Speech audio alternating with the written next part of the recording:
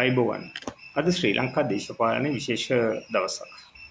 මීගමුව සිද්ධිය පිළිබඳ ආණ්ඩුවට විරුද්ධව එවකට දැන් පවතින ආණ්ඩුවේ අමාත්‍යතුමාට අධිකරණ සහ බන්ධනාගාර කටයුතු පිළිබඳ අමාත්‍යවරයාට විරුද්ධව විශ්වාස භංග යෝජනාව පාර්ලිමේන්තුවේ ඉදිරිපත් කළා.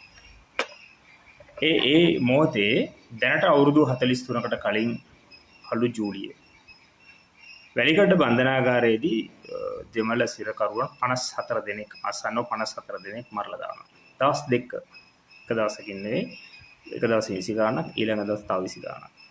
ඒ කියන්නේ රජේ බාරව බන්ධනාගාරගතව සිටින දෙමළ සිරකරුවන් 54 දෙනාම කොටලා ගහලා තලලා ඇස් එළියට අරගෙන කන කපලා මෙවන් දේවල් කරලා සම්පූර්ණයෙන්ම ඝාතනය කළා. මේ ඝාතනයට සම්පූර්ණ ආණ්ඩු වග කියන්න ඕන. ආණ්ඩුවේ ආශිර්වාදෙත් එක්ක තමයි කරේ. එවකට හිටපු ජේ.ආර්. ජයවර්ධන රණසිංහ ප්‍රේමදාස ආණ්ඩු මේ ඝාතනය කරා. මේ මම කියන්න දැන බන්ධනාගාර ඝාතනය පමණක් නෙවෙයි. මේ 1983 ඉතාමත් සැලසුම් සාගතව කරපු මේ ඝාතනය අද වෙනකන් තියෙන දිගටම යනවා. එදා මේ පිළිබඳ ලොකු කතිකාවක් සමාජයේ තිබුණ මේ හොඳ වැඩේ මේක මරලා දාපු එක තමයි හොඳයි කියන වගේ මතේ තමයි බෞද්ධරයක් හිටියේ. සමහර අය මේකට විරුද්ධ වුණා.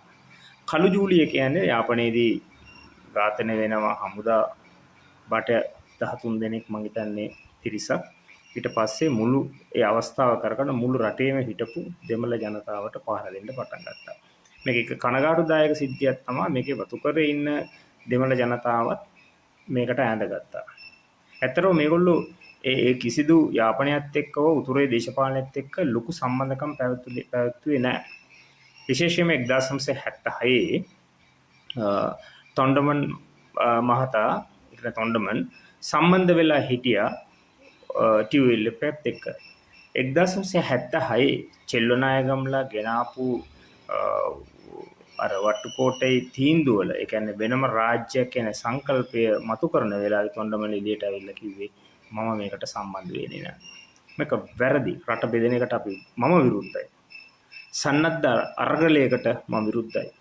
අපි පවතින ආණ්ඩුවත් එක්ක සාකච්ඡා කරලා කේවල් කරලා තමගේ දේශපාලන අයිතිය දිනා ගන්න අපි උත්සාහ කරමු.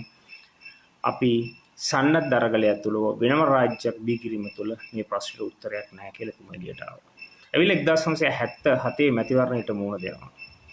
එයා මුර්ලි දිස්ත්‍රික්කේ තරඟ කරන එයාගේ ලේකම් වශයෙන් තරඟ කර හිටපු එම්.එස්. සෙල්ලස්වාමි මහත්තයා මැදකොළම තරඟ කරනවා. සෙල්ලස්වාමි පරාජයටපත් වෙනවා. තොණ්ඩමන් තුන්වෙනි മന്ത്രിවරයා හැටියට නුවරඑළිය දිස්ත්‍රික්කයේපත් වෙනවා. පළවෙනියට ගාමිණී දිසානායක, දෙක අනුර බණ්ඩාරනායක, තුන තොණ්ඩමන්. විශාල දෙමළ පිරිස් එක්සත් ජාතික පක්ෂයට ඡන්දෙ දුන්නා. මොකද 70 77 කාලේ විවිධ පීඩාවට වතුකරේ ජනතාවපත් වුණා. ආහාරය, මිරිස් පොළු, හාල් පොළු, වතු ආණ්ඩුවට ගැනීම තුළ විශාල වෙනම කතන්දරයක්. ඒ නිසා ඒ අයට ශ්‍රී ලංකා නිදහස් පක්ෂය තුළ පිළිබඳ දැඩි කලකිරීමක් වුණා. එක්සත් ජාතික පක්ෂයට ඡන්දෙ දුන්නා. මේ ඡන්දය දීම තුළ 6න් 5ක බලයක් ගත්තා. ගොඩක් දුරට බලාපොරොත්තු වෙන්නේ ජේ.ආර්. ජයවර්ධනගේ ආණ්ඩු කාලේ යම්කිසි සාධාරණයක් ඉෂ්ට වෙයි කියලා. ඊට පසුව 1983 අර සිද්ධියත් එක්ක මේ එක්සත් ජාතික පක්ෂ ආණ්ඩුව බලනවා මේ දෙමළ සන්නද්ධ අරගලයේ නැත්නම් දෙමළ දේශපාලනයේ මෙතනින් අතුගාලා දාලා ඒගොල්ලෝම දුර්වල කරන්න ඕන කියලා. ඒගොල්ලන්ට අභිමාන ඒ කියන්නේ අභියෝගයට වෙච්ච තැන්වල විශේෂයෙන් කොළඹ දිස්ත්‍රික්කයේ රණසිංහ ප්‍රේමදාස අතට ගන්නවා. Tamanට විරුද්ධව ඡන්දෙ නොදීපු සියලු දෙනාටම මැද කොළඹදී ගිනි තියලා ගහනවා. ඒක කරේ සම්පූර්ණයෙන්ම ආර් ප්‍රේමදාස. ඔය මැනින් මාකට් එකේ පැත්තෙන් හැම තැනමම ඒකට සමහර භික්ෂුන් වහන්සේලාත් උදව් කරා. සිරිල් මැතිව් හිටියා. ගාමිණී ලොකුගේ හිටියා. අද වර්තමානයේ ජීවතුන් අතර ඉන්න රනිල් වික්‍රමසිංහලා හිටියා. ගහලා පටවලා නැව් වලින් දාලා යාපනයට පිටමල් කරා ඇරියා. මේ සිද්ධිය මුළුමනින්ම කළු ජූලියේ ඉතාම සැලසුම් විවිධ හැම දිස්ත්‍රික්කයකටම එක එක නායකයන් හිටිය එක්සත් ජාතික පක්ෂය තුළ. ඉතින් මානූර දිස්ත්‍රික්කේ කෙනෙක් හිටියා, ප්‍රාදේශීයව හිටියා. ඒ ඉතාමත් කනගාටුදායක සිදුවීමක් වුණා මාතලේ දිස්ත්‍රික්කේ. විශේෂයෙන්ම Hindu භක්තිකයන්ගේ තාමත් වටිනා ස්ථානයක් තමයි මුතුමාරියம்மන් කෝවිල. ඒ කෝවිලේ දේවල්ට ගිනි තිබ්බ ඇලි කළු විහාරේ. එතන දෙමළ ජාතිකයෙකුට අයිතිය තිබිච්ච බස් එකකට ගිනි තියලා තේරුවස්සට දැම්මා.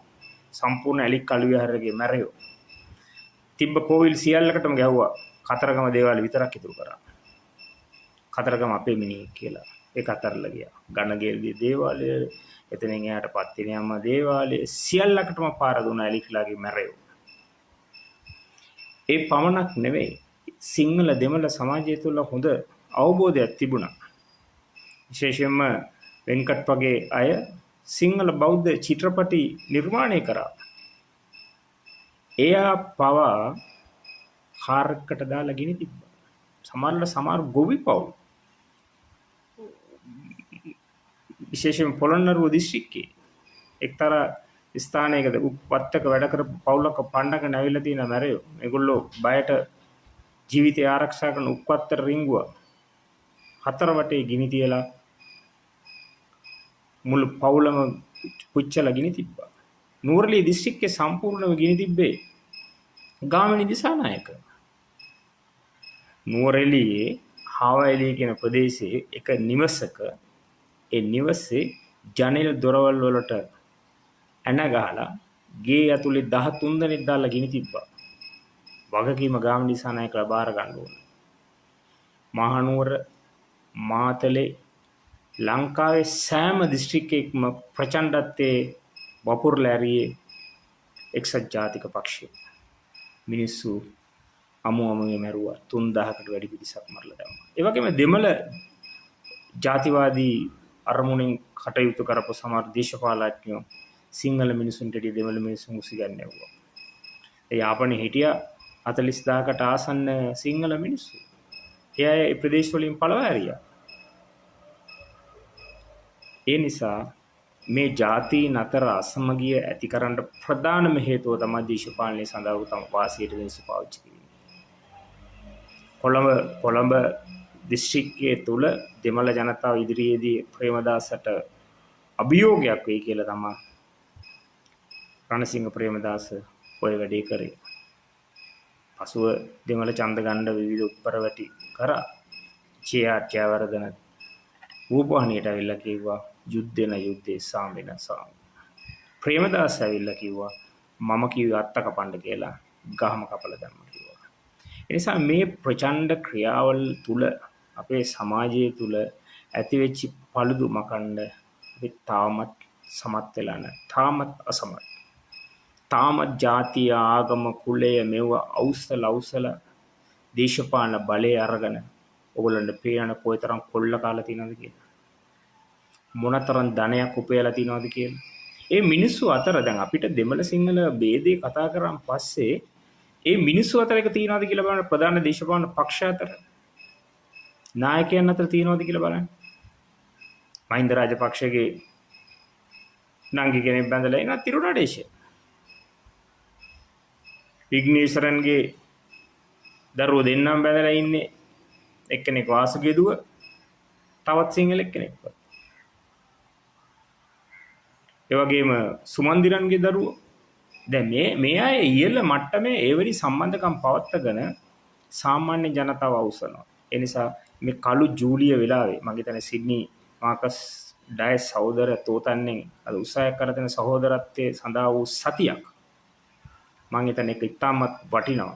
අපිට අපේ අවශ්‍යතාවයක් තියෙනවා. අපි දැන් වැඩිහිටියෝ අපිට තියෙන මේ ශ්‍රී ලාංකේය කියන සමාජයක් ගොඩනගන්න. ඒ ශ්‍රී ලාංකේය කියන සමාජය ගොඩනගන්න මේ අවස්ථාවාදී දේශපාලඥයන්ගේ පාවාදී දේශද්‍රෝහී දේවල් මේ ඊළඟ පරම්පරාවට පෙන්ලා දෙන්න ඕනේ. නැත්නම් මෙරට අපිට ආරක්ෂා කරගන්න බෑ.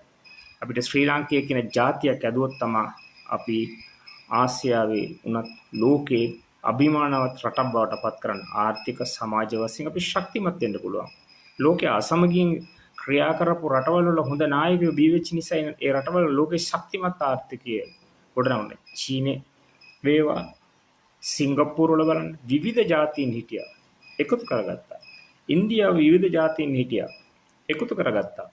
බෙදුණු රාජ්‍යයන් ඒ කියන්නේ සිම්බාබ්වේ එතකොට රොඩීසියා කියලා කතා කරා. ඒකේ විශාල ජාතිවාදී කෝලාහල ඇති වුණා. අද රෝටේ ලෝකේ ඉන්න හිඟමන් රටක් බාටපත් වෙලා තියෙනවා.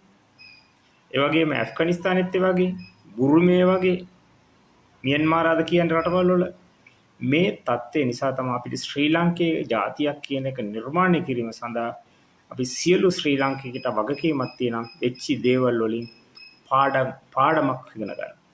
ඒ පාඩම තුල තමයි යන්න පුළුවන්. අද ප්‍රධාන දේශපාලන ධාරාවේ ඉන්න පක්ෂවල තමන්ගේ ප්‍රතිපත්තිය වෙනස් කරගෙන තියෙනවා. හොඳ තත්ත්වයක්. ಜಾති ආගම් කුල ගෝත්‍ර වලින් අපිට යන්න බෑ. ඒක පාවිච්චි කරලා ලංකාවේ දේශපාලන නායකත්වය වෙනස්ව කුලේ පාවිච්චි කරා. මම හතරම දන්නවා ප්‍රේමදාස ජනාධිපතිතුමා ජනාධිපති ධූරයට තරඟ කරනකොට ඊළඟ තරඟෙදි හිටපු ගාමිණී දිසානායක ඉතාම රාශිගතව පාවිච්චි කරා. ඒකයි ප්‍රේමදාස මහත්තයා දිවුරුම් දෙන්න යන්නේ දළදා මාළිගේ පත්ති රිපෝර්ට නගින්න බෑ කියලා කිව්වා. තුමා නැග්ගා. දිවුරුම් දුන්නා. ගාමිණී දිසානායක පෝස්ටර් ගැව්වා. පත්ති රිප්පු ස්ත්‍රික්කයක් කියලා. මහනුවරදී. ගාමිණී දිසානායකලා අවශ්‍යපු කුල මේ සමාජය තුල. මොකද තමන් ඊළඟ මොන ක්‍රමයෙන් හරි ජනාධිපති වෙන්න. මං කියන්නේ මේ 83 සිදුවෙච්චි කළු ජූලිය පිළිබඳ තෝතන්න ගන්න උත්සාහයක් තමයි ශ්‍රී ලාංකික සමාජය තුළ මෙවැනි කතිකාවක් ඇති කරලා ඒ අත්දැකීම් එක්ක ඒ අතීත මතක සටහන් එක්ක වර්තමානයේ නැත්තම් අනාගතයේ සැලසුම් කළ යුතුයි. ඒ අනාගතයේදී ශ්‍රී ලාංකික කියන සමාජයක් ගොඩනගන්න ඕන.